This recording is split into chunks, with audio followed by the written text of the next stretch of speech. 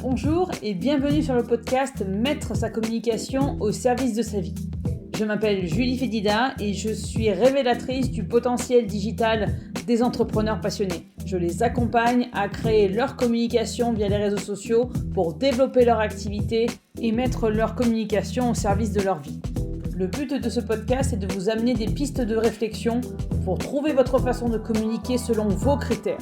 L'objectif, que ce soit fluide, amusant et efficace et que cela vous permette de trouver votre voie, votre organisation afin de mettre votre communication au service de votre entreprise et donc de votre vie.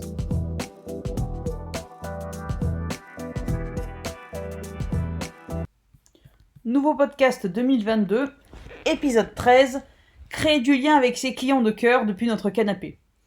Ce post parlera peut-être plus particulièrement aux digital nomades ou à ceux qui ont l'opportunité de pouvoir travailler de n'importe où, mais je pense néanmoins que le message que je veux faire passer peut parler à tous. Pourquoi ? Parce que, quelle que soit notre activité, autre chose est possible. Vous le savez si vous me suivez depuis un certain temps, depuis que j'ai repris, que je suis de nouveau visible sur les réseaux sociaux, que je refais ce podcast toutes les semaines, c'est mon leitmotiv, c'est un peu mon mantra. Autre chose est possible. Si vous avez un lieu ouvert au public, vous allez me dire « Mais je ne peux pas travailler chez moi, j'ai un commerce, j'ai un institut, j'ai un atelier, j'ai des bureaux, etc. etc. » Alors certes, totalement d'accord avec ça. Néanmoins, mon message ne parle pas simplement du lieu où vous exercez votre activité.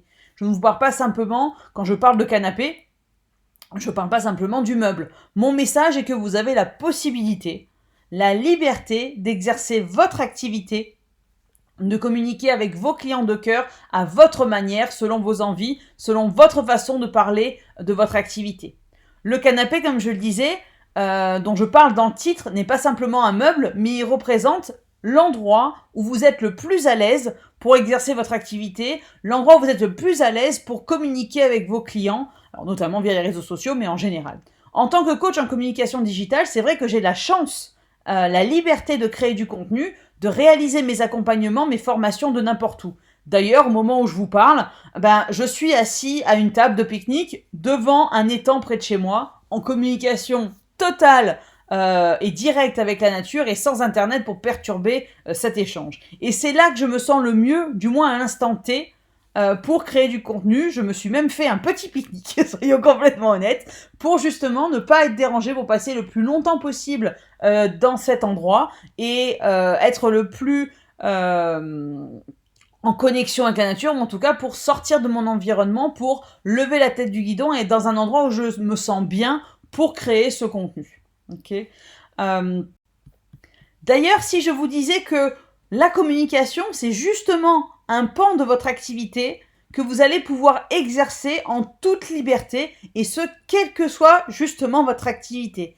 Que vous allez avoir la liberté de choisir sur quel réseau communiquer, car je vous le confirme, communiquer sur un réseau qui vous donne des boutons, même si vos clients y sont, ça n'a pas d'intérêt. Vous allez avoir aussi la liberté de choisir votre message que vous souhaitez partager sur votre activité. Vous allez pouvoir choisir ce que vous avez envie de partager, de dire, de communiquer à vos clients sur votre activité. Vous allez avoir la liberté de choisir comment vous allez transmettre ce message. Par l'écrit, à l'oral, via un graphisme, via un schéma, une infographie, etc. Vous allez aussi avoir, et surtout, j'ai envie de dire, avoir la liberté d'organiser votre communication selon votre manière de fonctionner, selon votre personnalité. Ce n'est pas à la communication, à vous d'organiser votre semaine quelque part, votre emploi du temps selon la communication. C'est à vous de voir comment vous pouvez, comment vous voulez surtout, que vous souhaitez intégrer votre communication à votre organisation et pas l'inverse. Et partant de ce constat-là, c'est quand même plus léger. Vous n'avez pas en fait à vous forcer à voir à quel moment je dois communiquer, à quel moment je peux placer ça, mais à quel moment je veux communiquer ou à quel moment je veux faire rentrer la communication dans mon organisation et pas l'inverse. C'est pas votre organisation à s'adapter à votre com, c'est à vous à voir comment vous voulez intégrer votre com dans votre organisation. Personnellement, j'ai la liberté de créer du lien. J'ai la liberté de créer tout simplement de n'importe où.